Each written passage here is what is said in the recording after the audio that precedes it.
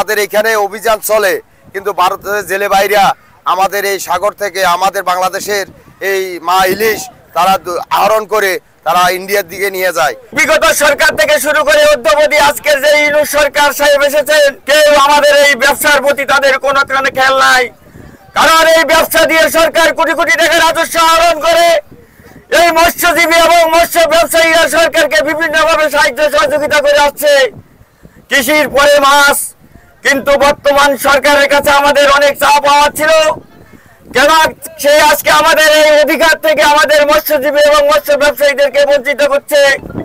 আমরা কোনো দিকে তাদের কাছ থেকে কোনো সাহায্য সহযোগিতা পাচ্ছি না, বরং তারা আমাদের উপর এক একটা অভিযান দিয়ে আমাদেরকে বিভিন্নভাবে হেনস্থা করার চেষ্টা করছে। আমরা মৎস্য ব্যবসায়ী এবং মৎস্যজীবী যারা আছি, আমরা এর তীব্র প্রতিবাদ জানাই। আমরা ইউনূস সরকারের কাছে অবিলম্বে আবেদন জানাই, আমাদের এই 4 তারিখের যে নিষেধাজ্ঞা আপনারা দিয়েছেন মাছ ধরার নিষেধাজ্ঞা, এই নিষেধাজ্ঞা পরিবর্তন করে আগামী 13ই অক্টোবর যেন এই নিষেধাজ্ঞা দেওয়া হয়। আমাদের মাছ ব্যবসায়ীদের আকুল আবেদন, আপনি আমাদের জন্য কিছু করবেন এবং আমাদেরকে এই ব্যবসায়ীদেরকে সুদ মুক্ত লোন দেওয়ার ব্যবস্থা করবেন, নতুবা আমরা এই মৎস্যজীবী এবং মৎস্য ব্যবসায়ীরা আমরা দিন দিন হারিয়ে যাব। ক্ষতিগ্রস্ত হবে দেশ, ক্ষতিগ্রস্ত হবে মানুষ। RICL TMX, যুগের পর যুগ স্থাপনা থাকে মজবুত। আমাদের এখানে অভিযান চলে, কিন্তু ভারতের জেলে বাইরা আমাদের এই সাগর থেকে আমাদের বাংলাদেশের এই মা ইলিশ তারা আহরণ করে তারা ইন্ডিয়ার দিকে নিয়ে যায়। কিন্তু সেটা আমাদের বাংলাদেশ সরকার সেদিকে কর্ণপাত না করে আমাদের এই বাংলাদেশের আইনে বাংলাদেশের জনগণ বাংলাদেশের সরকারের আইনের প্রতি শ্রদ্ধাশীল হয়। কিন্তু দুঃখজনক হলো যে আমরা ইন্ডিয়া থেকে আমরা আমাদের এই মা ইলিশটাকে আমরা রক্ষা করতে পারি না। যদি সাগরে আমাদের যারা অদন্ত প্রহরী নৌবাহিনী কোস্টগার্ড তাদেরকে দ্বারায় যদি আমাদের সেই অভিযানের সময় আমরা ইন্ডিয়াতে যে জেলে বাইরে আসে আমাদের এখানে মাছ ধরে সেটাকে যদি প্রতিহত করা যায়, তাহলে আমাদের সরকার যে উদ্যোগে যে উদ্দেশ্যে আমাদের এখানে অভিযান পরিচালিত হয় এই দেশের মানুষের জন্য, আমরা সরকারকে সাধুবাদ জানাই।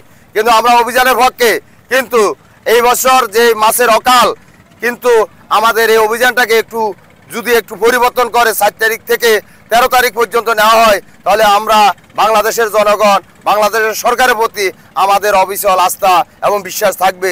প্রতি বছর মা ইলিশ ধরা নিষিদ্ধের অভিযান দেওয়া হয় 12 অক্টোবর অথবা 13 অক্টোবর থেকে। এই বছর 4 অক্টোবর থেকে অভিযান দেওয়ায় হঠাৎ করে 10 দিন আগে অভিযানটা শুরু করার কারণে আমরা যারা জেলে বাইরা রয়েছে, ব্যবসায়ী বাইরা রয়েছে, সবাই হতাশাগ্রস্ত এবং ক্ষতিগ্রস্ত। এবছর এমনি নদীতে ইলিশ মাছ হয়নি, ইলিশ মাছ না হওয়াতে সকল জেলেরা যেভাবে দেউলিয়া হয়ে গেছে, আমরা যারা ব্যবসায় করি, আমরা যারা যেভাবে ঋণ নিয়ে বিভিন্ন দান দানা করে জেলেদেরকে আমরা দিয়ে ব্যবসা করি, কিন্তু আমরা এবছর ইলিশ মাছ না হওয়ার কারণে আমরা যেমন দেউলিয়া হয়েছি, জেলেরা দেউলিয়া হয়েছে। এই ইলিশ মাছের সাথে সর্বস্তরের মানুষ জড়িত। এই দীর্ঘশ্বাস আমরা হঠাৎ শুনে আমরা যে দীর্ঘশ্বাসের ফালাইছি, আসলে এটা কখন আমরা সরকার কাছে আশা করিনি। সরকার প্রতি বছর যেভাবে মা ইলিশ ধরা নিষিদ্ধ করা হয় সেই ডেট মোতাবেক যদি দেওয়া হতো তাহলে আমরা লাভবান হতাম।